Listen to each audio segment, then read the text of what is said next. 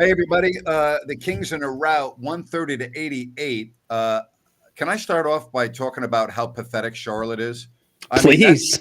no, really, that's embarrassing. I mean, you want to talk about a team that has completely quit and doesn't give a damn. This is the same team that just lost, what was it, 141 to 88 to Portland, and tonight they don't score 90. I give the Kings a lot of credit because they did exactly what they had to, but that team is pathetic.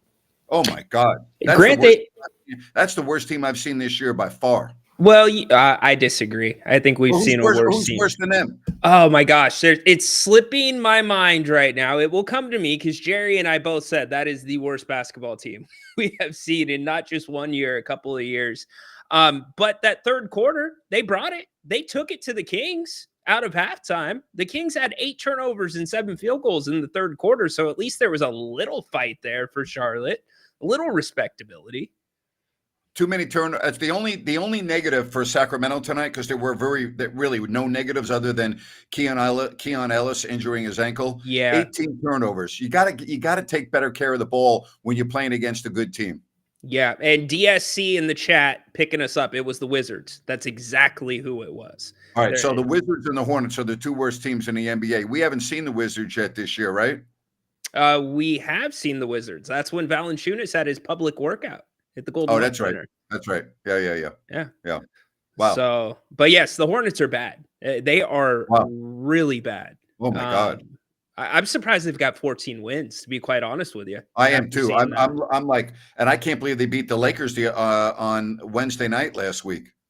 Yep. It just goes to show you the NBA can be very crazy. But what you said about Keon Ellis, Grant, I'm all for Markelle Fultz getting some minutes. I think he works so far with what the team wants to do, but you can't afford to lose Keon Ellis. No, you can't afford to lose him at all. So hopefully he'll be fine. The Kings have another relatively easy game coming up against Utah, and then the schedule gets a lot more difficult.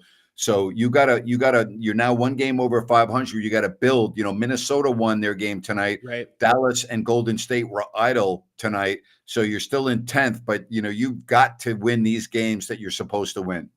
It's the playoffs right now. You are in the playoffs to get into the play-in. It's going to be that way the rest of the way out.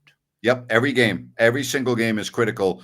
And, hopefully you get an upset along the way in your favor. Tonight, it didn't work that way. You didn't expect Minnesota, with all of their injuries, to go into Oklahoma City and beat the Thunder. They were down 24 points in the fourth quarter and forced that game in overtime and won. That's a huge win for Minnesota. I was counting on them losing and only being 3 games over 500, but now they're 5 games over 500. That's a big difference. I just hate it that it was Minnesota that did that, because they've been floundering a lot of the year, underachieving, and you get that type of win. They don't need that springboard right now. No, they don't, because they're very close to getting all their guys back. Right. That means Randall, that means Gobert, that means DiVincenzo, and they're going to be an animal to deal with if they start putting it together, because they got a lot of talent. And Grant, they're one of those teams that aren't necessarily built for the regular season, but you put them into a playoff situation where it's more physical, it's slower, it's half court, they can grind. Yeah. And also keep in mind that if the Kings get into the play-in and they're 9th or 10th, I mean, I'm not saying that 6 is out of reach for some of those teams, but I don't think it's feasible for Sacramento to be thinking that. You're going to be playing probably one of those teams in the first game, and if you win, you're going to be playing, obviously, the loser of the 7-8. So keep that in mind. Yeah, I think this fan base will just take a chance. It doesn't matter who you play, just give us a chance. Grant, they want your fireman hat and your call for Zach LaVine. Well, he was good tonight, 16 of 19 and 8 of 9 from deep. That's pretty damn good, huh? Oh, turn their sprinkler systems on. Zach LaVine is on fire. Boom. There you go. You got it, Heck. You got it. Time. Well, the key to what you saw tonight, and I guess we'll put aside the third quarter for a little bit, is they were getting guys into motion. They were running people off screens. They were running sets, and for everybody to touch the ball a little bit. Even Keegan Murray didn't shoot the ball great, but he touched the ball enough. That does everything for a shooter, Grant. It's the difference between Yep. being in the flow and feeling like you're on an island. True, but I also think they're playing against a team that didn't give a damn. So I don't know how much I can read into that. Will that work against a good team? Will they be able to have that kind of flow against a Yeah. good team? We'll find out after Yeah. the Jazz game because the schedule gets a lot more difficult. Yeah, and Charlotte a little bit undersized too. Well, yeah, So that without Williams, very undersized, you yep, know? plays into it as well. Yeah. We have got a bunch of calls. Please give us a call if you would like. The link is in the chat. You can also scan the QR code on the screen. Okay, I'm going to give you your choice, Napes. Do you want PK to set the tone or do you want Essie to set the tone? I'll flip a coin. It came up right on its side, so it wasn't heads or tails. So Oh, just man. take whoever you want. All right. All right. Hey, okay, PK, this is a big responsibility, my man. You're kicking us off. Oh, no. You picked the wrong one. Why did we pick the wrong one? Why? You picked the wrong one. Because, Grant, I'm going to tell you, because you're like you're grumpy and you're sad and you're always mad about the Kings and the schedule, blah, blah, blah. But let me tell you something, Grant. When that bench showed up today, they showed up. You know what, PK? I don't take anything from the game tonight. I take absolutely nothing from the game tonight. You're taking on an embarrassing team that doesn't give a damn. That just lost to Portland 141-88. They beat the And Lakers. Wait a minute. I don't take anything from this game. This is exactly what should have happened. And this should have happened with many other games that the Kings have played this year against inferior opponents. The 18 turnovers is not good. All right. Everything else was great. 18 turnovers, not good. You played a pathetic team that has quit on their coach tonight. And so maybe. listen, PK, you can take your pom-poms out and you can get your champagne out. I'm dealing with realism. You're not dealing with realism. I deal with realistic expectations. You're dealing with and what my eyes see. being like negative. And you know what? PK. No, I'm not being negative. I'm being realistic. I don't take anything from this game. Do you have anything positive from this game, Grant? Yeah, they beat a bad team. That's the positive. And they didn't only beat them, they embarrassed them. That's what I wanted to see. And by the way, I predicted that before the game started. Yeah, but Grant, listen, the fact that what about you always root for the Sacramento Kings fans, right? Like you Yes, are always. Grant Always. is number one Kings fans rooter. When the bench showed up, did you hear the roar from the crowd? Again, I don't give a damn about the roar from the crowd when you're playing Charlotte. I want to hear a roar from the crowd when you're playing Boston at home or Milwaukee at home or Cleveland at home or Houston at home. That's when I want to hear the roar from the crowd. The roar from the crowd against the Charlotte Hornets doesn't do a damn thing for me. I want to hear the crowd be this excited. We got 26 games left. We got to watch it. Hey, PK, PK, go get in line for your participation trophy, dude. Just go. What do you want to hear? They did what they needed to do, Grant. Yes, they did. And they did it very well. Absolutely. Other than the turnovers. So I don't know what the positive response is supposed to be. Is it supposed to be the Kings blew out a 14-win Charlotte team? This changes the season. Do you want us to lie to you guys too? They handled their business. They found something that works. Yep. At least tonight. So try to duplicate it and do it again. Well, they should have these. They won't win by. Go ahead. Hey Grant, hey Ryan, thanks for taking my call. Thank you. Grant, I kind of agree with you. This is not much that we should take from this game. I'm glad to see this game being a confidence builder, and that I think it would have been there'd be much more to take away if we had lost this game than won this game. Charlotte shot 25% from 3-point land, and it feels like almost any other team that comes into our house shoots closer to 50%. So if they had 10 more threes, that would have been 30 points there. and then they shot something like 36% from total field goals. So if that was a 30, little bit higher, it would 35%, actually, below 35%. Yeah, it would have been 35%. much closer. I think you guys have pretty much said everything that I wanted to say. But one thing I'll say for anyone who didn't really watch the game very closely is go watch the last minute of the third quarter. There was like a 20 or 30 second stretch from about minute and 10 left in the third where there was two turnovers by the Kings followed by two offensive boards. Right. That just I mean I felt like, Yep. throwing my my glass at the TV and breaking it. I was so pissed off. I'm like, you cannot even do this with a mid-tier team in the NBA. You guys got lucky. You're and I was like, okay, the defense, the eye test, the defense looked good at times. So if you look at the stat sheets at steals and turnovers, we had more turnovers uh, than they did, and the The third steals quarter were was a very bad. close. The third quarter was a bad quarter. PK wouldn't want to admit that, but the third quarter tonight was a bad quarter. You actually got outscored by Charlotte in that third quarter, 27-23. That was a bad 12 minutes of basketball. That's right. And as a Kings fan, until we hold our team's feet to the fire, like Grant is right now, we're not going to be better. Like casual fans will celebrate this. Good. We need a reason to be happy in Sacramento. But Essie, if you really, yeah, go ahead, Ryan. here's the other reality. When that happened, Doug Christie only had 2 timeouts left. I know. How about against a lowly Charlotte team. And so what we take from this game is, yes, we saw some structured offense. We've talked about that. Grant and I hit it. Here's the other thing I take. That third quarter, you do 6 minutes of that third quarter against Oklahoma City, 6 minutes of that third quarter against Game's Boston, over. the game's over. So it's just a step in the right direction. It's a building block. But that is still something this Kings team, Grant, Essie, is not good enough to have that kind of lapse against a good All right, team. so here we go coming up, all right? Here's your schedule. Road games. You ready for this? All right. Utah, Houston, Dallas, Denver. Home San Antonio at the Clippers. Home Knicks at Golden State, at Phoenix. Home Memphis. Home Cleveland. Home Chicago. Home Milwaukee. Home Boston. Home Oklahoma City. Home Portland. Good luck.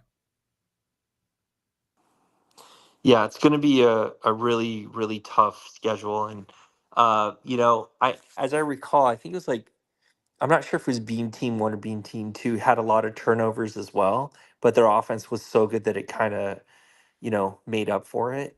I just don't think this team is going to be able to do that, but we'll see. Appreciate the phone call. Thank you very much. Thank you very much, Essie. As always, Essie gets it, man. Essie gets it. I love his calls. This guy gets it too. Ralph, how you doing tonight? Hey, how are you? Doing better, but I still want to keep things realistic, like you guys are talking about. I have negative point, and then definitely more encouraging from what I saw.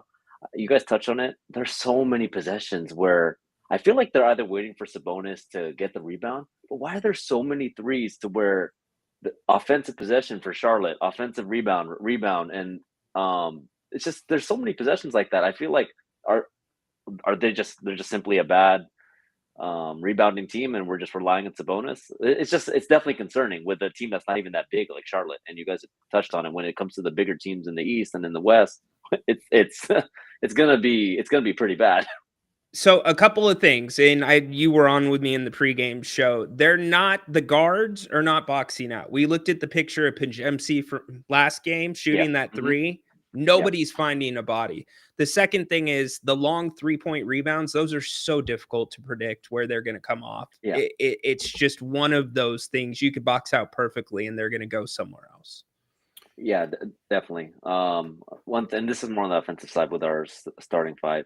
I don't think, and Ryan, you touched on this too, is I don't think Zach LaVine's going to get any better at playing off ball. He was hot from three, but he never cuts. And you think at 29 years old, he's going to start cutting off ball? I don't see how he's ever going to fit with DeMar unless he's playing with a playmaker like Lonzo. And I think Markelle can do that. He's obviously not as talented, and Monk can do that. But I don't see him being able to play off ball at this stage in his career. It just doesn't look good. When it's very stagnant unless you have him, like on fire like he was today. Yeah. Grant, does it look like at times there's how do I put this right? It seems like Zach's sometimes cutting with a purpose and other times not. Yeah, there are too many times to me he's too nonchalant. Okay. That's the term I'll use. I would agree with you. Another thing I did like about the game tonight, it was nice to see Devin Carter get some minutes. And although it was, against with a blowout, I thought he looked a lot more comfortable on the floor in the game tonight. 100%. Another unsung hero, Trey Lyles. Sorry, PK, for me being positive. I'll try not to be too positive. Go ahead, Ryan. That's terrible. You can't be positive. Come on, Grant. Trey Lyles, who had not played. He didn't play in the first half, and the Kings are going through that terrible run in the third quarter. Coach calls on him, comes in, hits a big three. He ends with 8 points, and I thought that was a big pickup as well, Ralph. Yeah, and this is where I think I'm more encouraged going forward, and I'm not saying, we're contenders or anything. I think our bench is deeper than it's ever been. I think our floor is higher. Our ceiling is worse because the starting five doesn't mesh at all. But I love Valanciunas as a backup center. It's funny how we're now weak at point guard, but we have Lyles. I like Fultz. He can't shoot at all, but I think he can really set up and play. He's played some good defense. And LaRavia, if he can play his role, it just seems like every player that we get just becomes awful from three. Really, everybody. But I think I like our bench. I think this team better win against the Jazz and go to 2 games over 500 because, again, the schedule gets a hell of a lot more difficult as I just read it off. And, to me, staying afloat over the next 3 weeks is what it's all about. It's just making sure that you stay afloat. There's the schedule. I mean, it's daunting after the Jazz. And by the way, as bad as the Jazz are, at least they have been playing competitively. Even tonight, they only lost to Portland by 2 points. Now, the game was in Salt Lake. It was 114 to 112, but Portland's a pretty good team, as the Kings know, and that was only a 2-point game. And they beat the Lakers, too, I think, before the All-Star break. They gave, I think so. Yeah, before the break, they beat the Lakers. In Salt Lake City, yep. Well, even when Portland isn't playing well, they're a problem for the Kings. They have been all year. Yep. But what I'm saying is the Jazz played them very different, right to the wire tonight, a 2-point game. Yeah. You gotta the Western Conference is ridiculously difficult. You gotta throw the records out. Thanks, Ralph. We appreciate it. Hey, Ralph, we appreciate that phone call. Thank you. Good job by Ralph. We've got a lot of people. Dirk, let's see. Mike, we're coming to you as well. Pressured. We don't want to talk about the Warriors pressure. Tay TV, but first, let's bring in Michael Guerrero. What's up, Mike? Hey, Michael. Hi. It's a great win. Great win for Sacramento. Not a great win. Let's stop with the word great. It's not a great win. Okay, stop. No, it. it's a good win, but the third quarter was terrible. Yes. Third quarter was terrible. A great win is when they beat Boston. That's a great win. A great win are wins like that. Beating Charlotte's not a great win. Well, okay. I guess I'll take your point. I guess. I mean, it's not. Stop it. All right. You just like beating the Jazz will not be a great win. You need to go to Salt Lake City and kick their ass. You're a much better team than Utah. Don't mess around. Go in there and take care of business and start getting some wins. Exactly. I was going to say that we have to win that game in Utah. Yes. Big game. And then, I do look at the schedules, by the way, 25 games. We do have the 5th toughest schedule in the league. Yes. We do have to play Cleveland. We do have to play we still have to play Thunder on TNT. Yes. It doesn't matter whether the game's on TNT or if it's on your, the Cartoon Network. You're playing a really good team. All right. Yeah. And the schedule is very difficult. You have to play Cleveland twice. Not once. You have to play Cleveland twice. They're arguably the best team in the league. Yeah. These are your easiest opponents coming home. Washington, Utah. You got Charlotte one more time. Portland, San Antonio, and Chicago. Yes. Look at the list on the other side. Yep. Yeah. What are you seeing though? When De'Aaron Fox returns to Sacramento as a visitor, do you expect like any boos or cheers? What do you kind of expect? I think The it's going to be atmosphere. my own opinion. It will be mixed, but I may be wrong. They may give him a standing O. I already told you I would boo him personally, but Mhm. I don't know what to expect. I really don't. Based on DeMarcus Cousins, when he came back to Sacramento as a visitor, I was surprised to hear cheers. Actually, based on my social media reactions, it appears to me it's going to be mixed. That's Isn't he it gave going it to us all matter? for So 6 years. here's my take on it. Isn't going to matter how the organization handles it. If the organization rolls out the red carpet and they do a big tribute video and Scott Moak does De'Aaron, then the fans are going to cheer, right? It comes down to how the Well, Kings handle it. based on De'Aaron Fox's continued comments about the organization and about everything, I wouldn't do anything for him. All right, I'm I kind wouldn't of do with anything. you. I wouldn't do Yeah. anything at all for him. He's talking about San Antonio, how it's different, how it's this, and it's a great family atmosphere, and it's this and that. That's unfair. Okay, that's just totally ridiculous. If I'm the Kings organization, I don't do a damn thing for him. Oh, by the way, it's a sad news for the Spurs. Wembanyama is going to be done for the year, which is our thoughts and prayers are to him. Obviously, health and safety.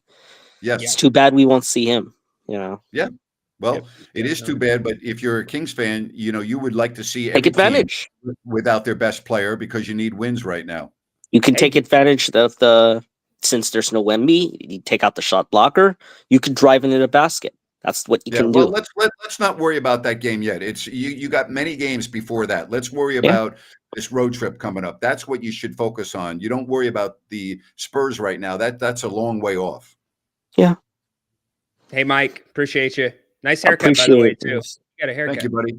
Hey, I want to tell you about our sponsors. So happy to have them here. New Works Plumbing, they've got a fixed view. They're available around the clock 24/7 for your plumbing needs and repairs. You got all the information on your screen. Also, newworksplumbing.com, NEWWRXplumbing.com. New Works Plumbing, they've got a fixed view. And remember, they are available 24/7. And, of course, Sunrise Landing in Calusa. You go to calusasunrise.com. You'll get all the information you need from Blazona Development.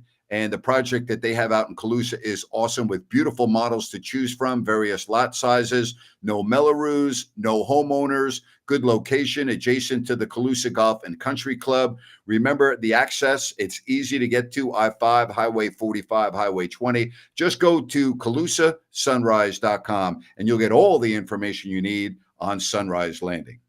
Still beyond me that Baki's microwave finds a way to send us messages on the post-game show. It's incredible. Baki's microwave. Man. Dirk, what's up? Hey, I don't really understand why anyone would be critical of Grant being critical of the Kings here.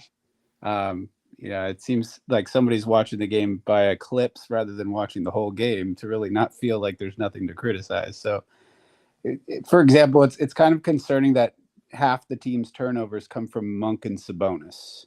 That is a concern. That is a concern. Exactly. A big change. You would think those two guys would be the anchors that you could rely on moving forward. But, that's very concerning to me. Although I've never seen De'Aaron Fox get as hot as Zach LaVine did. It just felt like he had open shots this game. Well, he had 60 points in a game. That's pretty hot. But I would say one criticism I always had on Fox is when he was hot, he would shoot himself out of he would just take bad shots until he had to pour Fox's shooting can't compare to Zach LaVine's. I mean, that's pretty obvious. Yeah, clearly here. One thing I would say though, moving forward, talking about the schedule and it being challenging, I don't know about everyone else, but me personally, I look forward to seeing those games because to me, I don't think this team is going to work out their turnover problems on the Charlottes, on the Washington Wizards. Yeah. They're going to have to rise up and beat those great teams, find a way to win. So I don't fear those games. I'm looking forward to see how this team performs. And for me, it's okay. If this team's going to be good enough to compete, it'll work itself out. I don't want to just make it into the play. And I think that's more of an organizational goal is, hey, let's get into the playoffs when we have no chance of winning. I want to see just a highly competitive team that Yeah, of plays course. hard and plays well and can Well, they make better up hope for the Keon silly Ellis is mistakes. okay to go on this road trip. Yep. It's just I mean, this was definitely a step in the right direction. I'm feeling a little bit better. I mean, certainly you got one more game to figure out this turnover problem. Yes. With a plan moving forward. So let's hopefully, that's what I'm most looking forward to. Can we bring that down to something like 12, 14 turnovers? And I'll feel a lot better going into this road trip. So that's all I got. Thank you. Appreciate you, Dirk. The thing about the turnovers, or at least tonight, for the most part, Grant, is until that third quarter, they were Yep. turnovers you could live with for the most Yep. part. Domas had a couple that were questionable, but they were trying to make plays. They weren't mindless. You can't live with those third quarter mindless turnovers. That's not basketball IQ. That's just a stupid mistake. And how do you clean that up if you're a coach? That's not practice time. Yeah.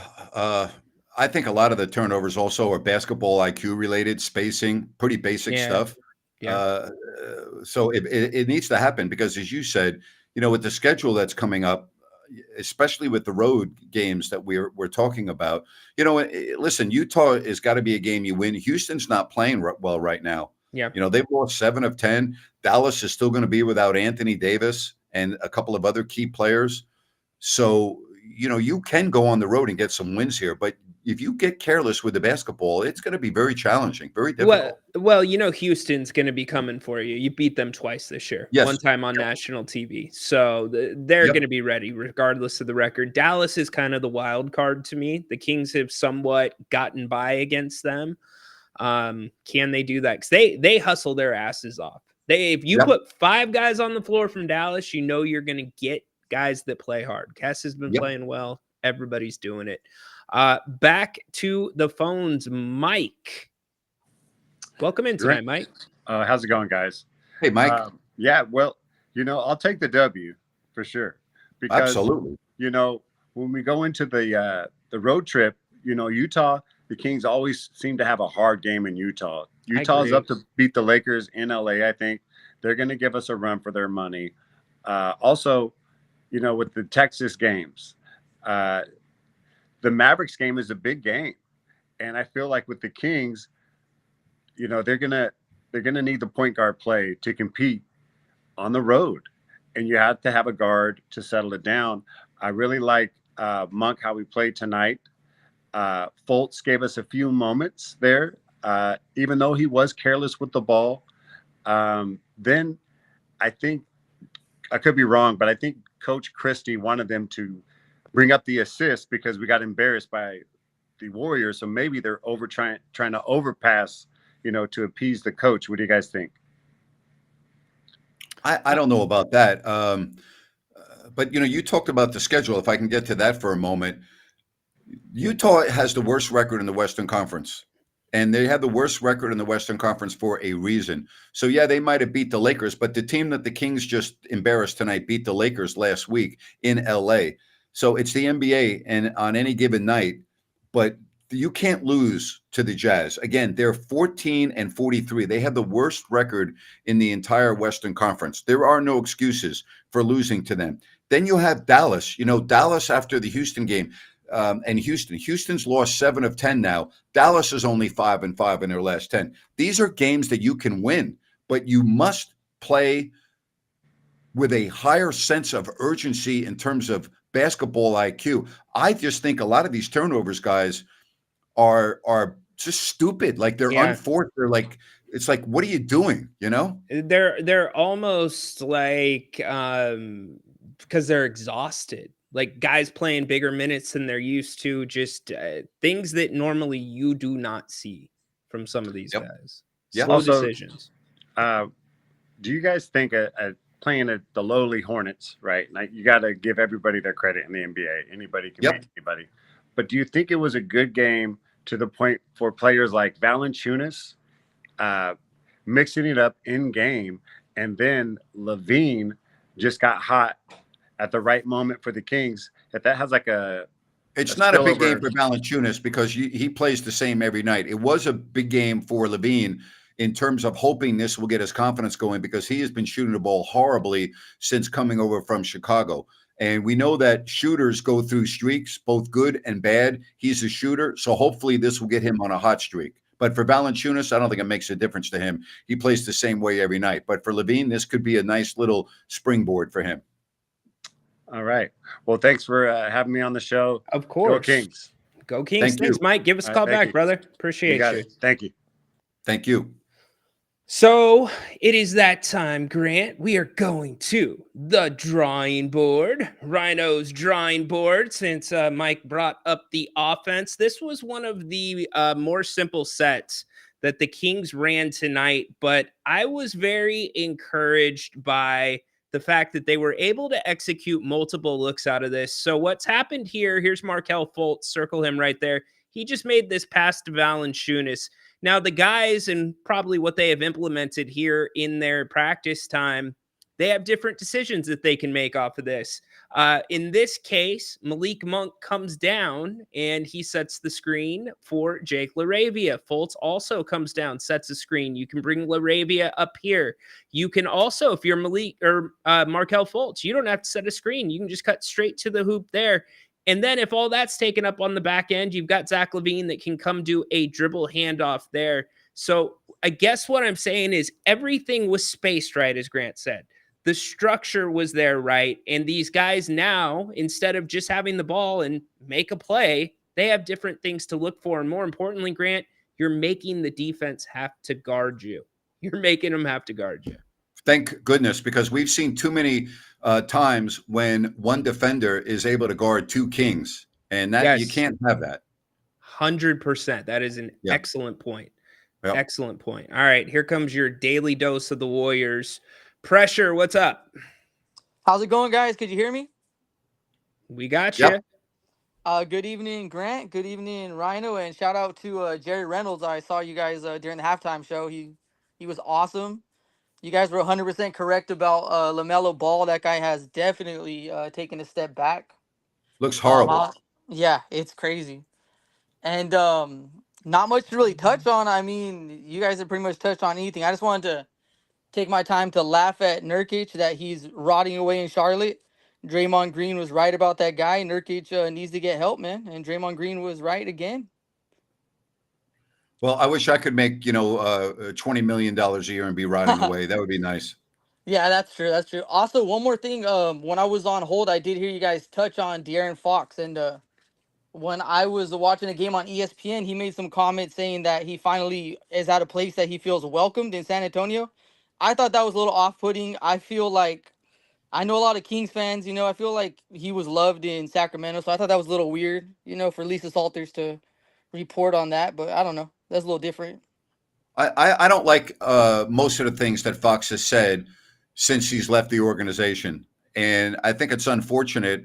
And it's another reason why I would not do anything for him if I'm the Sacramento Kings organization when he comes in March. I wouldn't do any video tributes. I wouldn't do anything. He's been very outspoken, has spoken in less than favorable terms about what was going on in Sacramento, how San Antonio is so much better, the organization and how they treat the family and all that. It's garbage. It's just enough already. Yeah, I totally agree. I thought that was very off-putting. One more thing I would take off the air. I would love to get your opinion, Grant, on the Luka Doncic trade. I haven't heard your opinion. I've heard everybody else talk about it. I still can't wrap my mind around that trade. I think that's absolutely crazy. I think it was highway robbery. I think the Mavericks will regret that trade for the rest of their existence. Yes, definitely. And one more thing, Ryno, pressure flipper Z. Pressure flips are a skateboard trick, dude. Just so you know. Thank you. You have made fun of my name a lot. Awesome. Love you guys. Love the chat. And you guys have a great night. Thank you so much. For sure. Yeah, I will say one thing about De'Aaron and the family. He's the only guy on the team that used to bring his significant other, in this case his wife, to the practice facility and let her work out while they were practicing every day during the summer. Okay? That doesn't happen. That is a sacred environment. And for him to make that type of a comment, the Kings bent over backwards for him and enabled him to do a lot of things as it related to his family. And it really bothered me when I heard that comment coming out of San Antonio. It bothered me a lot, to be honest with you. I did not hear the comment. Was it anything outside of the context where you're just being grateful to your new fan base and your new home, where you got to play both sides of the fence? No, he directly put it at Sacramento in comparing the organizations. Okay. Right. Listen, if you feel that way, that's fine. But keep it to yourself. Yeah. All right. The Kings did everything for you. It's, you're so ungrateful. What are you ungrateful about? Well, you know what was odd to me, and you're spot on, by the way. Rich Paul did this Q&A thing. He spoke during the All-Star break, and he was asked about the Fox trade, and he said that it was his idea for De'Aaron to go to San Antonio. He approached De'Aaron Fox and said, you know what, I think this would be the best spot for you. And that's what's wrong with the NBA. And De'Aaron got on board with it. That's what's wrong with the NBA right there. In a nutshell, that's what is wrong with the NBA. The agents, the super agents are running the league now. Yep. And because of that, Sacramento will never win a championship because the super agents will do everything in their power to get their best player out of the organization. That's the reality. That's where we're at in 2025. And it is a very bad precedent for the league, which has been going on for quite a while. But when you have an agent who comes out and admits that, that right there is what's wrong with the NBA. Sounds like a rant-worthy topic right there. Well, it's wrong. It's flat out wrong. Well, there's that gray area, right? I mean, they are your agent. They're supposed to advise you what's best for your career. But to that level, that's just different. That's like pawning. That is playing with lives. You're basically fantasy basketball. Oh, I think I'll put this person here, that person there. It's flat out wrong. Period. There's just no other way to say it. It's wrong, and it's why a market like Sacramento, okay, with their instability, with their owner. See, you have to go back and look at the big picture here. The reason why the agent is saying that is the agent has seen the recent body of work with this organization. An owner that makes rash decisions, hires coaches, fires coaches, hire general managers, fire general managers, do things out of order, hire a coach first, then a general manager, do this, do that.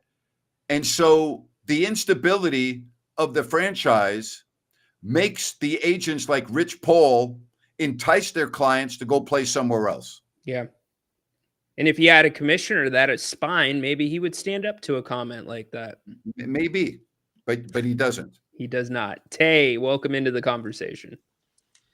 Hey Ryan, hey Grant, how you guys doing tonight? Hey, how are you today? Good. Loving the show, by the way. Just got on, I think, got to know you guys last week. So really glad I found you guys. Found Appreciate this channel. That. Thank you very much. Yeah, Thank you. For whatever it's worth, Grant, by the way, the Hornets beat the Fox-led Spurs, I think 2 weeks ago. If that makes you feel any better. Well, they beat the Lakers last week with Luka and with LeBron on the floor. Yeah. I want to touch on one positive and one negative tonight. Whoa, stop. You can't speak negative because that PK doesn't like that and so many other people don't. So no, you can't be negative. No, because that offends some of our delicate members of our viewing audience. You can't do that. No, only I can do that. Well, not you. Let me just call a critical observation then. So one thing is, there was a play where DeMar DeRozan in the first quarter, I think it was like 5 minutes or 6 minutes to go. He did an isolation play. He missed, got the offensive rebound, did an isolation again and missed, and it was very reminiscent of that time, when they played the Pelicans, where he just shot and bricked, within the fourth couple minutes to go in the fourth quarter. I feel like that's almost a turnover, and he needs to realize that if he doesn't have it, he needs to swing the ball. It seems like more and more that DeRozan's playing more and more heavy ISO basketball ever since LaVine got here. And I feel like that in itself is almost going to be a turnover. because he's not gonna make every single isolation play. So, and then another observation I noticed was Laravia was for plus 28 tonight, and he had 5 assists. And granted, LaMelo Ball had a very bad game, but I noticed he had really good defense on Ball, during the third and fourth quarter. So, do you think we might have found something with Laravia and his defense? I think he played the best defense ever since he got here in tonight's Not game. really. I think he's okay based on, first of all, I have not watched him play very much. But when I talked to the announcer for the Memphis Grizzlies, who's one of my best friends, Eric Hasseltine, he watched him play every night and gave me a scouting report on him. And defense was not one of his attributes. Laravia is a good defender because of his effort and his hustle. He is a guy that goes a long way, Ryno. Yep, he is a guy that's not as athletic as your next one on the roster, Correct. but that guy will run through a wall for his teammates, and you can't teach it. Sounds like a Doug Christie player, so hopefully it gets better as the time goes on. So, what do you guys think about? What do you guys think about DeRozan's heavier and heavier ISO play? Is that just something that's Here's a the fluke, deal. or is that a trend? When he, it's great when you see what he did against Dallas on the road. Yeah. He won the game for the Kings on his ISO play because he was unguardable. I think a lot depends on if he's got a heater going or not. When he's feeling it, I'm okay with it because I think the guy's unguardable when he's going. I really do. And we saw that again. I'm using the Dallas game 2 weeks ago leading up to the All-Star break as an example. I mean, he's the reason why the Kings won that game. Yeah, I would need more on time and situation because was it a really big mismatch, number one? Had the Kings been in a little bit of a scoring drought, number two? Was it a 2-for-1 because the clock was running out and the Kings wanted to get the extra possession? I look more, the thing that bugs me more about DeMar than the isolation is the three-pointers. And to take it a step farther, when his foot is on the line, when he shoots a three and it's a two, that's what I don't like. DeMar is not a three-point guy, even though he's been shooting more. He only shot 3 of them tonight. I'm good with that. So me too. I think it's better when I'm with you 100%. Yeah, and that gets him to the free throw line as well. He made 8 of 8 tonight from the line. So I think I'm okay with it for the most part, Tay. Is there anything to take away from Sabonis only scoring 7 points, or is that just because LaVine was cooking? And you got it. When a guy's cooking, you got to feed him. Yeah, I think that's really it. They didn't try to go inside very much at all. In fact, that speaks to what they were doing offensively. In fact, if you go back and watch the film, it was a lot of 4 out, including Sabonis, meaning he wasn't down low to clean stuff up. That's why he had 7 assists tonight, So will that be? Go ahead. I think it really bothered me with the Warriors game. I think Draymond Green was playing center, if I wasn't mistaken.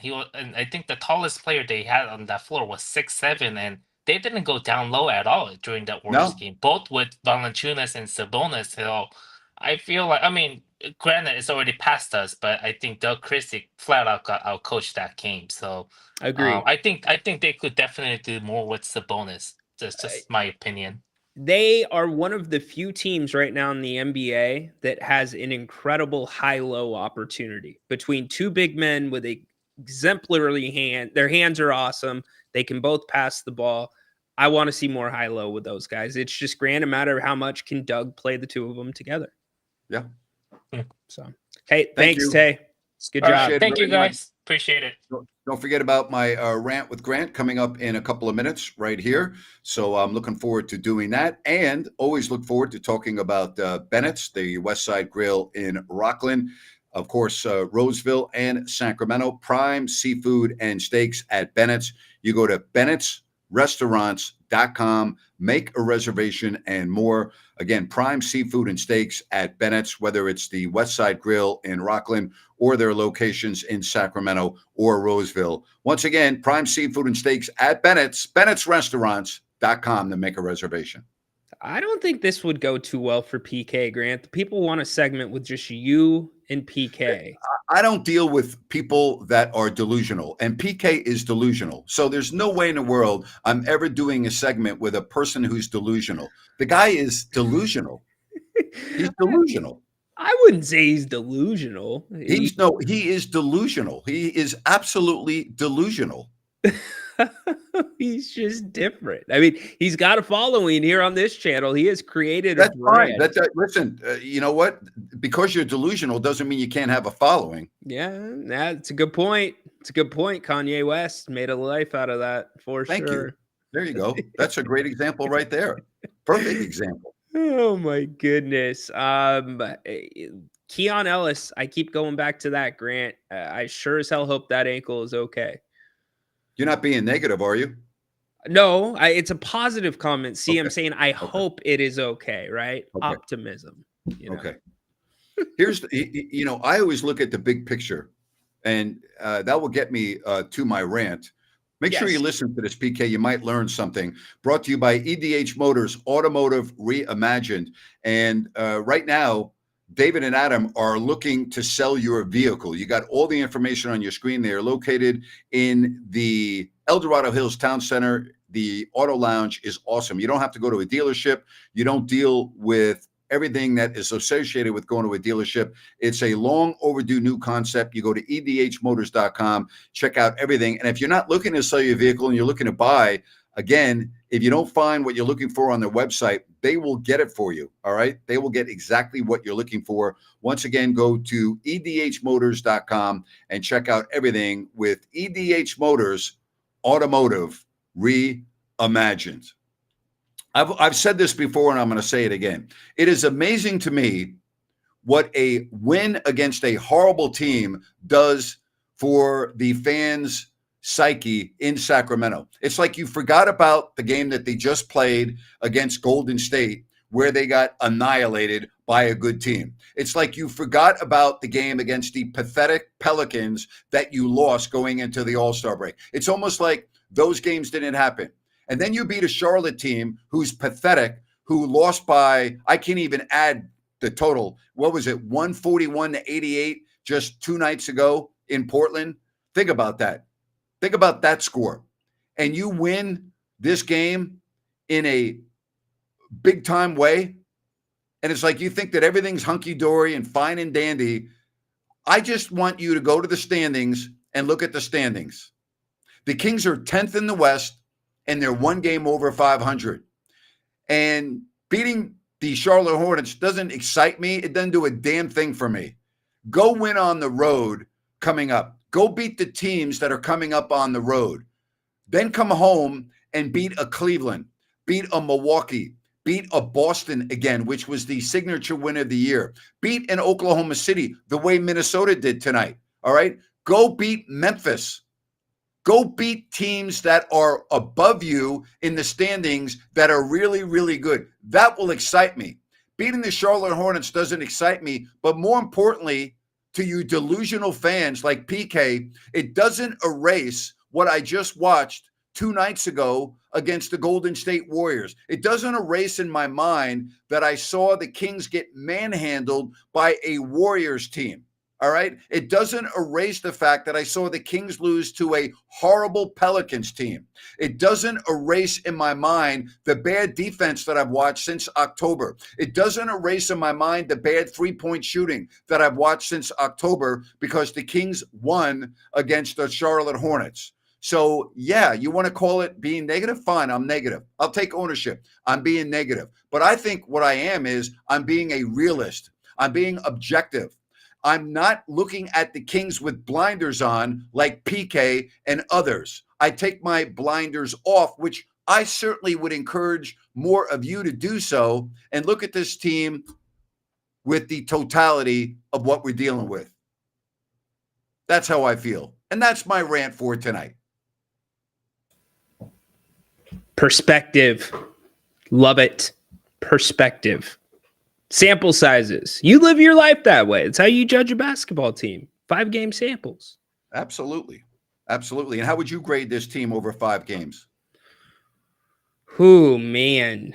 I don't think you can do anything more than a C. And I think a C is generous because you had that New Orleans loss and the Golden State loss. Yep. Yep. I don't know. The I'm giving him a Mavericks. C too. I'm giving him a C too. Grant, that Mavericks game, how many turnovers did they have, and how many points did the Mavericks have off of turnovers? And look at who the Mavs didn't have on the floor for that game. Yeah, exactly Come right. on. Exactly right. But I mean, I then, look at but you can start a new 5-game. Maybe tonight is the start of a really good 5-game trend. yeah, and on the flip side too, you got to acknowledge that they won ugly. Good teams have to find ways to win ugly. I think the picture that we're trying to paint, though, like I said earlier, and you just said in your rant, these things can't carry over to these teams that are coming up. Utah, maybe this can carry over a little bit with the turnovers in the third quarter. But once you start playing Houston, once you start playing the big boys, you remember how quick Oklahoma City pulled away from Sacramento at the Golden One Center? Yep. Or excuse me, in Oklahoma City? In OKC. It was in an instant. Yep. Well, again, the Utah game's got to be a W. No ifs, ands, or buts about it. And then, again, you're taking on a Houston team. By then, it looks like they're going to have their guys back. And I thought Jerry made an excellent point at halftime. They really have missed Fred VanVleet. They missed him a lot. I agree. I completely and it agree. looks like, based on what I'm seeing, he will be on the floor when the Kings get there. But we'll see. We'll see. Well, you're going to have to, if you're going to get to the play-in, you're going to have to beat a team probably at their best, probably at full strength. So you might as well get to that now. And sometimes, look, what's been the MO of the Kings? They play up to their competition. Yes. Yep. And again, you have no Anthony Davis, so you'll be playing Dallas again without Davis. So that's certainly a positive. Yep, absolutely. And that team is just, you can't get a beat on them. And I think having Markelle Fultz helps you in the grand scheme of things with Kyrie Irving, but you don't know how much run Markelle has in him right now, seeing that he's been assigned to Stockton as well. But can only help. I'm encouraged by what I see from him. Yep. So we invite your feedback, positive or negative, by the way. You're allowed to do both right here on If You Don't Like That. And don't forget, we have got a lot of programming coming to you this week as the Kings will now hit the road for a couple of games beginning in Salt Lake City against the Jazz, then on to Texas. The Texas swing. Any good stories about the Texas swing? Well, we used to do 3 games very often. We would play all 3 Texas teams on a road trip.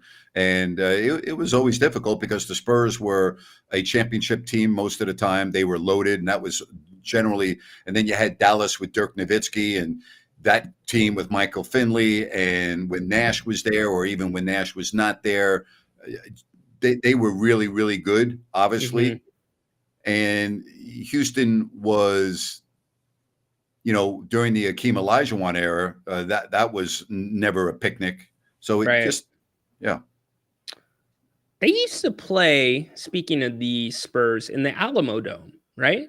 They were in that in the Alamo big, Dome. old build. That was a massive building, Grant. The Hemisphere, the Alamo Dome, that's where I first started doing the Spurs games. And then they moved into a horrible, the Alamo Dome, which was awful. It was a football stadium where they played for a while until they moved from downtown. I personally think that, and again, I think it was a mistake to build the arena so far away from downtown. It doesn't make sense to me, with downtown being such one of the top tourist destinations of America, with all of the first-class hotels down there, conventions. To me, it would have been better off building that arena in downtown. Very interesting. Donald, what's up, man? Don, you there? Listen to that beautiful hold music. I think Donald's trying to calm you, Grant. You hear that? Oh, I'm very calm. I'm very, very calm. I'm very calm. Now, I will say I'm 2 days into my 72-hour water fast, so I haven't had any food. So maybe that's part of it. Yeah, that might do it. I haven't had food in I can't even remember how long. So I've got about another 24 hours to go. And this is your second whirl around. Any better this time? Anything different? It's actually a little bit more difficult this time. I did it about 4 months ago because I prepared myself better the first time around with my diet and everything. So this time I got a little careless leading up to this. And so I kind of went cold turkey, and my body is fighting it a little bit more. So I'm a little bit more hungry now than I was when I did it the last time. Very interesting. I did one last week. It was interesting to say the least. All right, Don, you're back. Don, you DM'd Don and you asked for a second chance and you're not even there. Come on, man. That's not good when you DM us and then we go to you and you're not there. That's not good. That is not good. No, we're disappointed in that effort. We're disappointed. Not okay, Don. Especially when Napes is fasting. Come on, Don. Yes. And try again. Look at Don, you are going to get hammered, my friend, if you are not here. Like, you are going to get hammered. Don, are you there? Am I here? Am I here? Am I here? Yeah, I am. Yeah. I can see it. I can see it. You're here. So, Don, why is it so hard? Don, why is it so hard when we go to you to be on? What's the deal, buddy? I accidentally unplugged my mic at first, and then when I had to plug it back in, I had to set the certain mic up as the main audio. Okay. All right. Well, we're glad to have you. Okay. We're glad to have you. We're glad to have you. We're glad to have you. What can we do for you? Good win. And I think there are a lot of positives to take from this game. Actually, I think LaRavia was good. I thought he did good playing defense on pressing in the backcourt. I saw him blowing up a lot of plays. I thought that was a positive. Of course, I think LaVine was a positive. I'm thinking this will probably get him out of the slump in a sense. So there's plenty of positives to take from this game, I would say. Well, LaVine's definitely a positive. There's no question. I actually thought Devin Carter was a positive. I enjoyed seeing him play, and I thought he looked a lot more comfortable than the last time I saw him. So I look at that as a good thing. And the bench played good. That's another positive. Yep. So the question is, can it carry over? Because yes, I mean, Charlotte did play some good defense at times, but it should carry over because you're playing a team that's just as bad as Charlotte on the next game coming up on Wednesday. Yeah, the Kings need to clean up the turnovers. That was a negative. I mean, that's still a major problem. Yep. And I guess that's it. All right, Don. Thank you very much. We appreciate it, buddy. Thank you for 3 times we went to you and you got on. So thank you very much. He came through. The last thing that I would say before we wrap up to pay attention to is, will Doug Christie's rotation carry over? Because he did not have Trey Lyles in it until the Kings started to falter in the third quarter. Those minutes went to Jake. Also, he's going to coach based on how guys are playing, don't you think, Ryno? I think he has to. He went also to Markelle Fultz in the second rotation, I believe it was. He went Keon and then Markelle Fultz and Malik Monk. So do we continue to see some changes there? I think the more that you have a point guard on the floor, Grant, that's going to benefit this team. Well, next up, Utah, and we look forward to it. I will be doing a show tomorrow at 5 o'clock Pacific. So I hope that you can join me tomorrow at 5 o'clock Pacific. And then, Ryno, you're going to have the Kings Court tomorrow? Yes, Kings Court will be back for everybody tomorrow at 2 o'clock. Sounds good. Appreciate everyone. Thank you very much. And we'll look forward to having you tomorrow. Kings Court, my show at 5. And then when the Kings begin their road trip in 2 evenings from now. Thank you. Take care. Have a good night, everybody. Bye-bye.